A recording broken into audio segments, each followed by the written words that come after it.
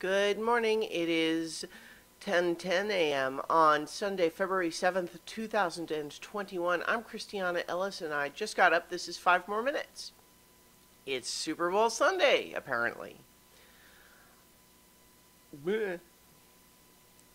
I'm not a sports viewer generally.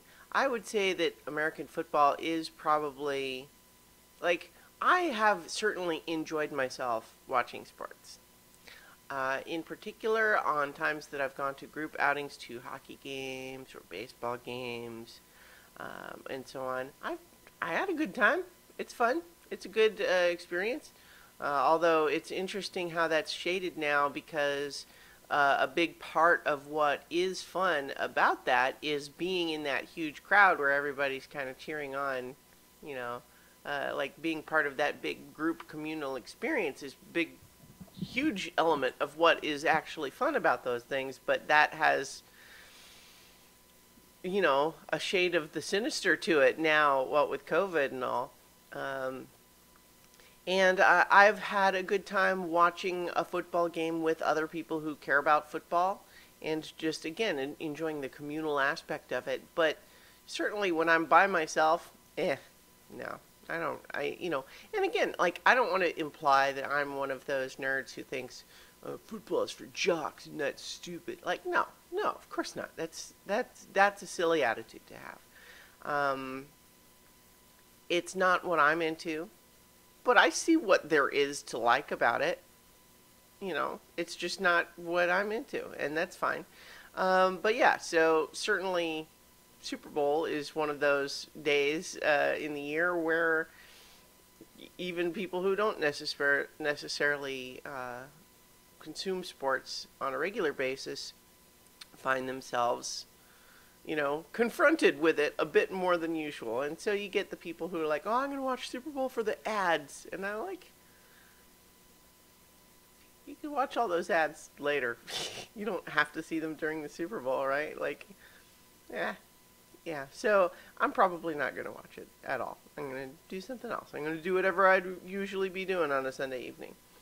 But, at the same time, for those of you who are excited about the Super Bowl, great.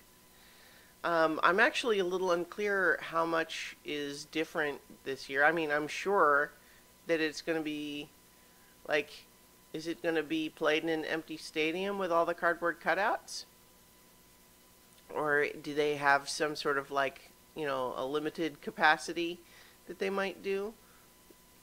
In that case, I wonder, Super Bowl tickets are normally very hard to get, but, imagine now saying, okay, but you can only do 25% capacity.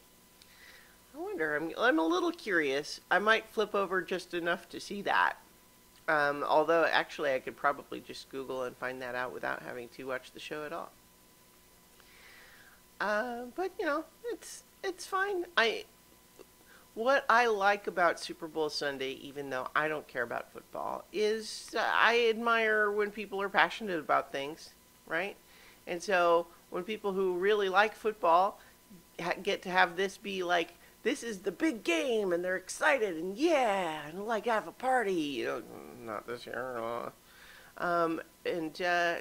let's all watch together and cheer, and this is football, yeah! And I don't feel that personally, but what I like is when other people are happy like that. So, I have kind of a detached but bemused emotion when it comes to Super Bowl Sunday. But yeah, so that's my take on the Super Bowl. We had a great session of Dungeons and Dragons last night in the Rime of the Frost Maiden game. In addition to, we pretty much had all the things. Namely, we had some great tactical combat as the party fought a whole bunch of murderous gnolls in a big icy crevasse where there was a big, open hole in the center where it was, there's concern that, gosh, what if someone fell down there? And then also, the team's pet owlbear was put at risk because it was left outside, didn't come into the crag. But then when some gnolls returned from hunting, oh no, the owlbear's out there with them. I have to rush back out and help. And so that was some good combat. And then we also had a lot of really good emotional role play, because one of the things that's been excuse me, happening in this campaign so far is this recognition that there's a building threat against the people of 10 towns, and they know where this is happening, but they were told back when they were level 2 that they're not ready.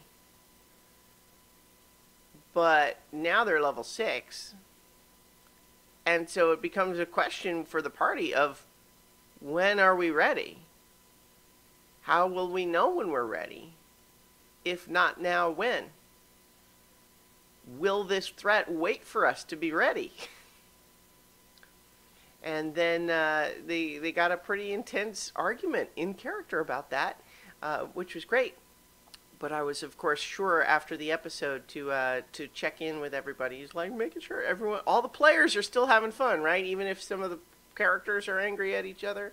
And they all said yes, so that's good. You have to be, that's where safety tools come in for like role-playing games. It's good to check in, because the goal is for everyone to be having fun, and sometimes fun includes dramatic storytelling, including characters having arguments with each other.